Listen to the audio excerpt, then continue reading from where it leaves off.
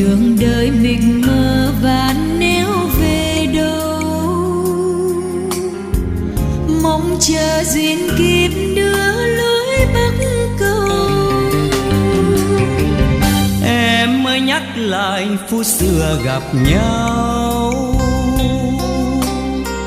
trên đê vắng người lúc tan chờ chiều. Ngày mùng mỗi lần anh đến làm quen má em ửng hồng vì quá thẹn thùng. Em ơi nhớ chẳng thuở ấy mỗi khi bóng chiều xuân dần em về trên quãng đường.